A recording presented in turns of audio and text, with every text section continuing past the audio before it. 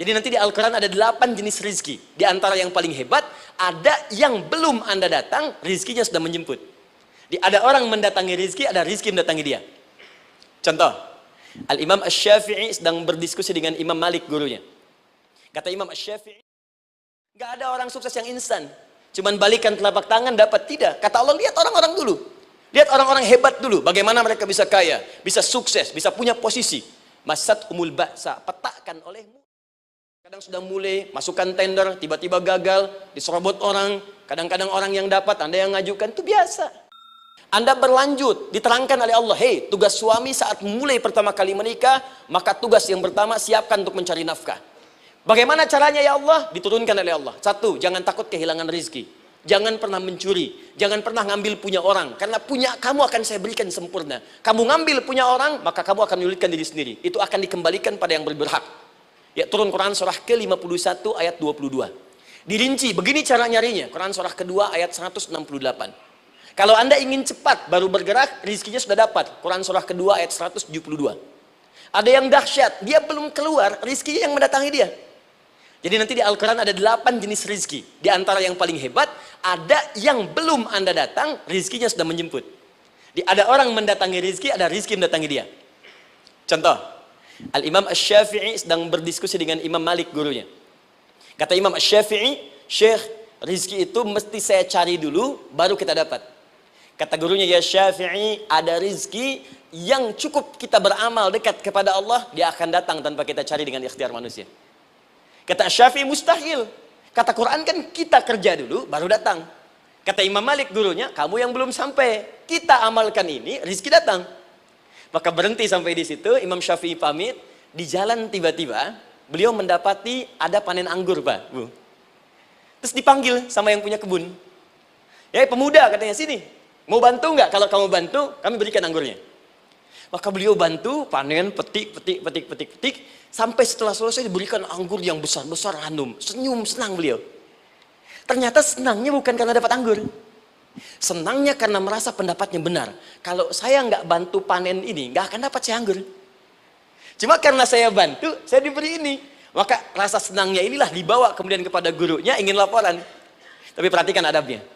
Dia tidak mengatakan, guru, nih saya benar. Kalau saya nggak ikut panen, nggak dapat saya ini. Perhatikan kalimat Asy-Syafi'i.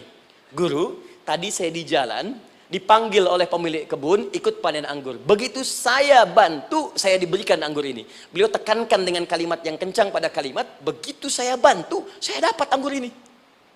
Imam Malik tersenyum mengatakan, Masya Allah Syafi'i, luar biasa. Ini siang begitu panasnya, tadi saya mau keluar ngajar, terfikir di benak saya, Allah, kalau ada anggur yang besar-besar, enak rasanya. Tiba-tiba kamu datang bawa anggur.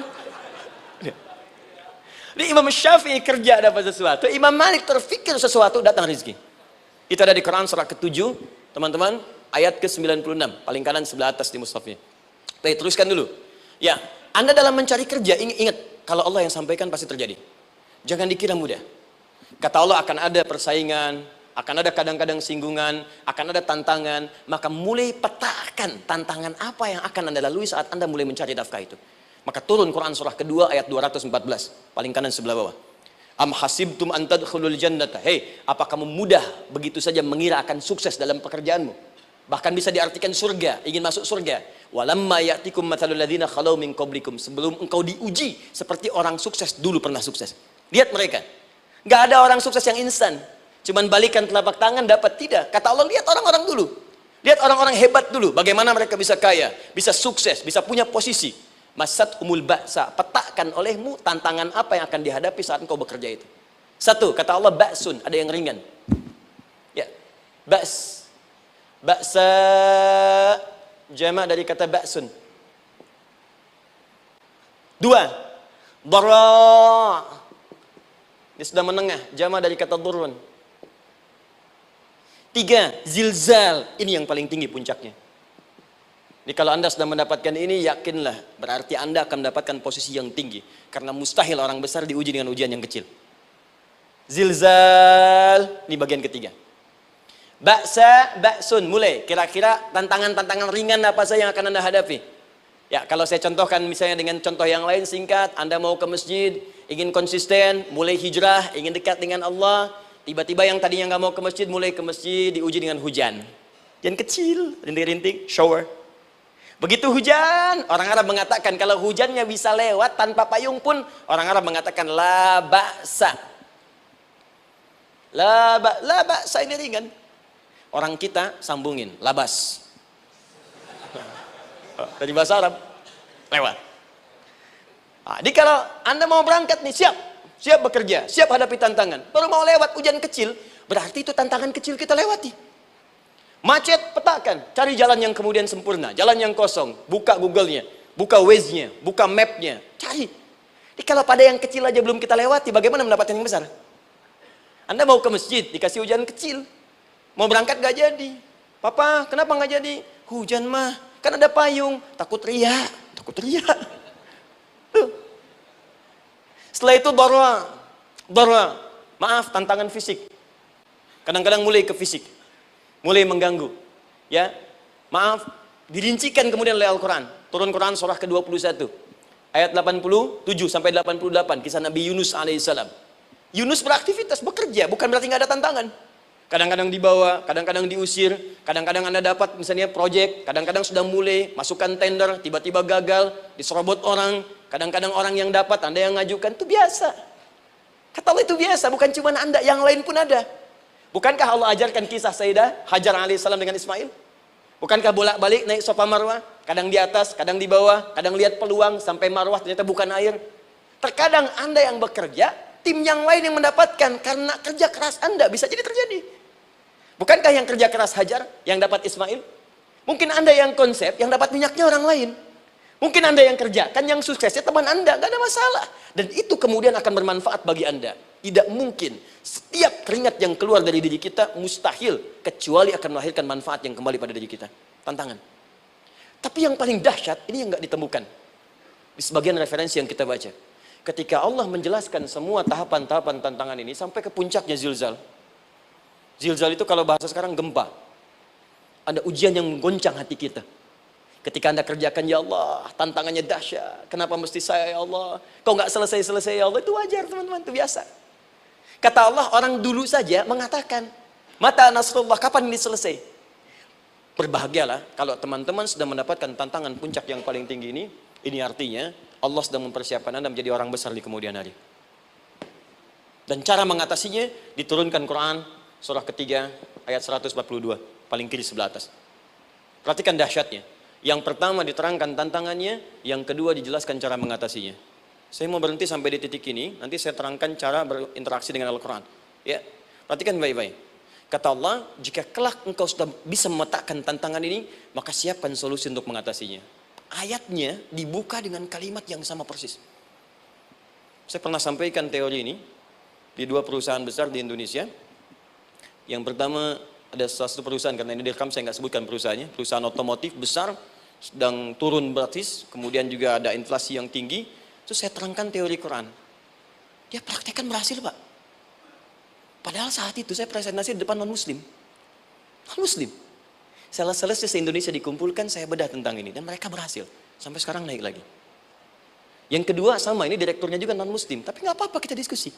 Dan mau mendengar teori ini. Dan praktekkan, naik. Ya, dulu di satu perusahaan minyak juga. Sedang turun, karyawan semua dikumpulkan. Lalu kita bahas tentang ini, kita terangkan. Yang ini yang paling menarik dari Al-Quran. Kalimatnya sama persis. Quran surah ketiga ayat 142. Am hasibtum an tadkhulul jannata. Apa Anda duga akan begitu mudah mendapatkan kesuksesan dalam hidup? Tolong fokus baik-baik. Jangan selalu mengartikan jannah dengan surga. Karena asal kata jannah itu artinya kesuksesan, kebahagiaan yang belum tampak. Surga, kenapa disebut dengan jannah? Karena itu puncak kebahagiaan kita yang belum nampak sekarang. Saya kasih rahasia ya, ini antara kita saja nih. Kalau ada kata jim dengan nun di depannya, itu pasti tidak nampak, tersembunyi. Apapun tambahannya. Ya, misal, jin kenapa disebut dengan jin? Karena memang ketika diciptakan, dia tidak tampak, tersembunyi. Lawannya ins, karena itu kita disebut ins, karena saat lahir kita tampak. 18 kali disebutkan dalam Al-Quran. Ya ma'syaral jinni wal ins. Wa ma khalaqtul jinna wal ins. Jadi jin disebut jin karena memang fitrahnya tersembunyi, nggak nampak. Jadi kalau ada jin melakukan penampakan, itu jin sedang kena masalah. Sedang keluar dari fitrah. Sama dengan manusia, harusnya tampak. Jadi kalau ada manusia yang senang sembunyi-sembunyi, dia sama dengan, bukan saya yang bilang, sedang punya masalah. Ke kantor, sembunyi-sembunyi, hati-hati Pak Alfian tuh. Biasa ada pintu depan, masuk pintu belakang. Suami di rumah, buka WA, sembunyi-sembunyi, Bu hati-hati tuh. Pulang lewat pintu belakang, berarti sedang punya persoalan dalam hidup. Setiap ada jim dengan nun, pasti tersembunyi. Ibu punya janin, rahim, dalam rahim ada janin. Kenapa disebut dengan janin? Jim, nun, ya, nun. Karena sosok itu belum nampak dalam pandangan kita. Nanti kalau sudah lahir, baru tampak. Jannah, kenapa disebut jannah? Karena belum tampak dalam pandangan kita. Nanti kelihatan.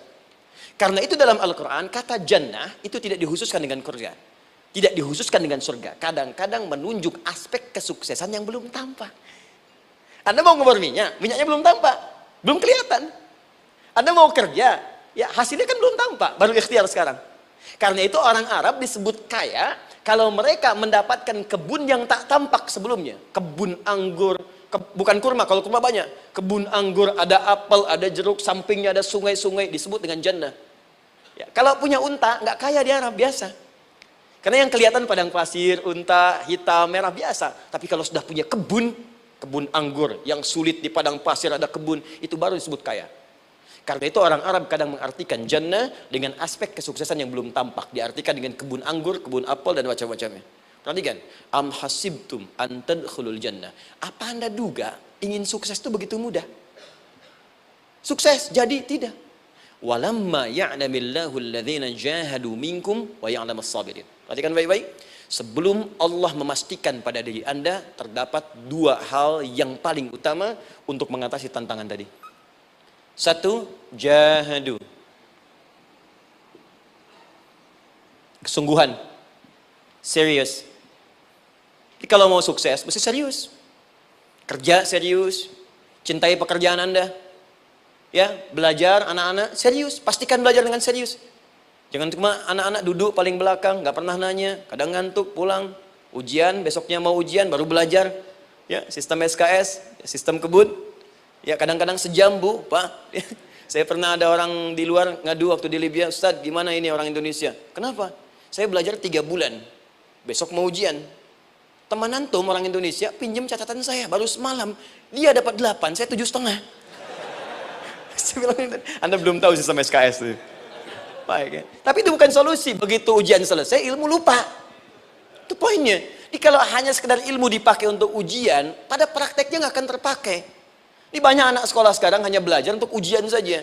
Padahal kalau dipraktekkan, kadang kaitan dengan agama tinggi, Bu, Pak. Fisika itu dengan agama itu tinggi. Gaya F1 sama dengan F2, gaya gerak sama dengan gaya dorong. Gaya sedikit, maka keluarnya sedikit. Pukul kencang, bunyinya kencang. Imannya kalau kuat, amalan jadi banyak. Iman sedikit, amal pun sedikit. F berbanding lurus dengan P, hukum Pascal. Gaya berbanding lurus dengan tekanan. Masuk bab akhlak. Makin banyak gaya, makin banyak tertekan. Nah itulah. Gaji 5 juta, gaya 10 juta, kan? Ini serius. Serius. Di divisi apapun Anda, saya 3 sepekan lalu lah takziah ke tempatnya yang Habibie, terus diminta tausiah di sana. Dan saya perhatikan beliau termasuk yang paling serius ketika diberikan tugas apapun. Gak pernah diberikan amanah kecuali mencintai pekerjaan itu. Yang Habibie demikian. Ciri orang sukses itu serius. Tapi keseriusan itu, kata Allah petakan jadi 3 bagian lagi. Karena jahadu itu punya 3 turunan kata. Satu, keseriusan merencanakan, disebut ijtihad namanya. Punya rencana. Mappingnya apa? Stepnya apa? Oke, Anda ingin kerjakan sebuah proyek, baik, proyeknya berlangsung berapa lama? Target kita apa? Jangka panjangnya, menengahnya, jangka pendeknya. Kemudian apa tantangan yang akan dihadapi di setiap tahapan-tahapannya? Selesaikan. Bahkan saking pentingnya tahap perencanaan ini, ditunjukkan oleh Allah langsung lewat sholat. Teman-teman masih ingat sholat pertama yang kita kerjakan? Setiap hari sholat apa namanya? Subuh. Apa artinya subuh? Tuh, ini masalahnya. Ini kata Al-Quran sendiri ya, kata Al-Quran sendiri. Nanti akan ditemukan orang yang ibadah tidak paham apa yang dikerjakan dan dilakukan dalam ibadahnya. Contoh sholat. Kata Allah akan ada orang sholat yang saat sholat tidak mengerti apa yang ia baca dan ia lakukan dalam sholatnya. Jujur tanyakan pada diri kita. Sampai detik ini, dari sekian ribuan kali ruku dan sujud, berapa persen bacaan sholat yang kita pahami? Jangan-jangan kita ruku tapi nggak ngerti yang dibaca. Sujud tak paham yang diungkapkan. Bagaimana bisa khusyuk? Mustahil. Maka kembali ke sini. Kenapa sholat pertama itu disebut dengan subuh? Teman-teman, ternyata semua nama sholat dari subuh sampai isya, plus bacaan dan gerakan dari takbir sampai salam, itu bukan sekedar gerakan semata. Semua ada artinya, ada maknanya. Dan diajarkan oleh Nabi langsung. Subuh disebut dengan subuh. Ada dua kata. Satu, fajar. Quran surah ke-17 ayat 78. Inna Qur'an al-fajri kana mashhuda. Kedua, subuh di surat At-Takbir. Wasubhi idha tanaffas. Kenapa disebut fajar? Fajar itu pancaran positif, pancaran kebaikan. Jadi kalau yang baik disebut fajar. Kalau yang jelek disebut fujur. Fujur ada di Quran surah 91 ayat 7 sampai 8. Wa nafsi wa ma sawaha fa'alhamaha fujuraha wa taqwaha. Fujur itu rambatan, gelombang buruk yang muncul dari nafsu. Ya, ditembuskan ke elemen tubuh kita. Misal gini. Tiba-tiba pengen marah. Ya, di tubuh kita mengatakan melotot, maka ini ada pancaran di hati kita nyambung kemudian ke mata. Ini rambatan dari sini ke mata disebut fujur namanya. Mau ke tangan pukul, masuk ke tangan. Itu rambatannya disebut fujur namanya. Ya. Yang baiknya disebut fajar. Ya, misal saya ingin sholat, tiba-tiba hati mengatakan sudah azan, merambat ke kaki, cepat melangkah. Cepat wudhu. Nah, itu rambatannya disebut fajar namanya. Atau infajar. Ini pasti ada, ya. Fujur nama lainnya nafsu. Disebutkan 115 kali dalam Al-Quran. Takwa, rambatan fajar, sumbernya takwa. Disebutkan 115 kali dalam Al-Quran. Di jiwa kita ada takwa, ada nafsu. Takwa yang dorong malaikat, disebutkan 88 kali dalam Al-Quran. Nafsu yang dorong setan, disebutkan sama 88 kali. Di setiap Anda akan mengerjakan satu hal, pasti akan yang mendorong pada yang baik, akan mencegah dari yang baik itu nafsu. Pasti itu. Pak Alpian mau tanda tangan proyek. Tiba-tiba disodorkan, Pak, ini Pak. Kok begini proyeknya? Perbaiki. Karena ada yang nggak beres. Tapi fee-nya lumayan Pak, 1 miliar. Nggak bisa. Jiwa takwa mengatakan, jangan terima Pak. Bapak mengatakan, maaf, ini jari tahiyat. Gak akan pernah dipakai maksiat. Perbaiki. Datang lagi. Ini Pak. Kok sama? Fee-nya diperbaiki Pak, 100 miliar. Nafsunya mulai berkata, terima. Takwanya bilang, jangan. Akhirnya beliau katakan, tangan tahiyat gak akan pernah dipakai maksiat. Tapi tunggu, saya istiqoroh dulu.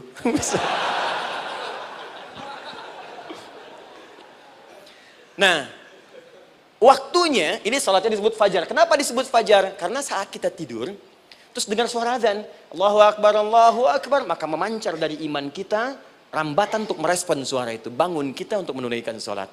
Waktunya disebut subuh. Kenapa disebut subuh? Dari kata asbah. Asbah itu artinya yang siap dengan rencana. Ya, orang Islam tuh nggak ada yang bangun dari tidurnya kecuali punya rencana jelas yang akan dieksekusi di hari itu. Makanya sebelum kita bekerja mengeksekusi itu, kita datang menghadap Allah supaya Allah berikan kemudahan di setiap aktivitas kita. Coba lihat manajemen Nabi. Bukankah sebelum tidur beliau istighfar dulu? Dirinci pekerjaannya, dicatat yang akan dikerjakan besok, istighfar 70 kali, 100 kali, sehingga dengan istighfar saat tidurnya tenang. Coba kita biasakan. Ada yang baca Quran, ada yang istighfar. Kalau nggak percaya silahkan cek. Begitu Anda lakukan, tidurnya enak. Besoknya rencana itu sudah siap. Makanya ketika bangun, siap jam 7 mau kemana, jam 8 ada di mana, jam 12 kerjakan apa. Sebelum mengerjakan itu, datang kepada Allah, sujud, ya Allah, saya punya rencana ini tolong mudahkan. Begitu caranya. Itu yang disebut dengan subuh. Nah, sekarang kembalikan peta hidup kita mau seperti apa ke depan. Ijtihad. Yang kedua, kalau sudah jelas konsepnya, visinya sudah ada, maka jihad. Yang kedua, jihad. Jihad itu eksekusinya, aksinya, actionnya, perjuangan fisiknya. Rencananya apa? Tahajud malam nanti. Bismillah. Jam berapa? 2:30. Baik, yuk kita mulai rencanakan. Eksekusi rencananya. Bagaimana cara kita bangun 2:30? Pasang alarm. Jam berapa alarm dipasang? 3 kali. Pertama 1:30, kedua 2 kurang 1/4, ketiga jam 2 lewat 1/4. Baik.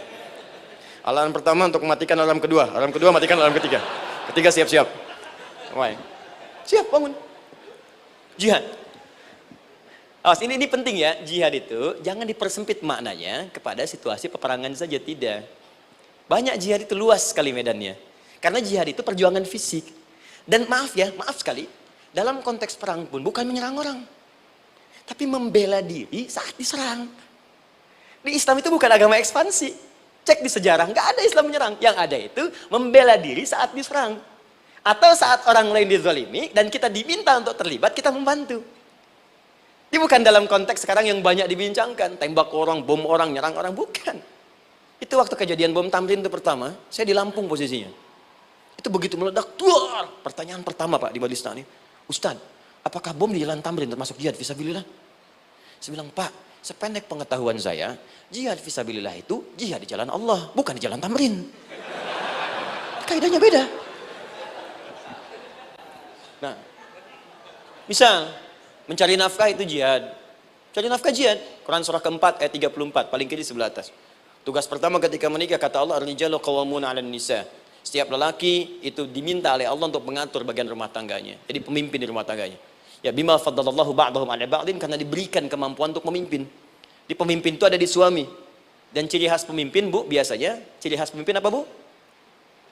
Bukan tegas, bukan. Ciri khas pemimpin itu tidak mau dipimpin. Makanya kalau ada sesuatu, masukkan lewat usulan, jangan beri saran. Kalau saran susah, itu pemimpin. Baik, tapi yang paling luar biasa kata Allah, perhatikan kalimatnya indah sekali.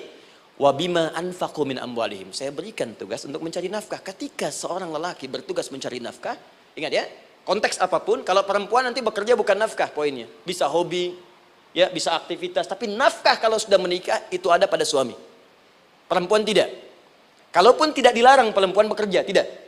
Sayyidah Aisyah mengajar, ada yang para sahabiah jadi perawat, ya, ada yang pengajar. Banyak dulu sahabat Nabi yang perempuan mengajar. Ya, kan ada pelajaran-pelajaran khusus perempuan. Ya, ada bagian perawat, ada dokter. Ini kan yang ngandung perempuan, masa yang periksa laki-laki? Ya, ada bagian perempuan tertentu, itu silahkan bekerja boleh. Tapi nafkah laki-laki. Begitu lelaki meniatkan pekerjaannya karena Allah untuk mencari nafkah, itu setiap langkahnya jihad fisabilillah.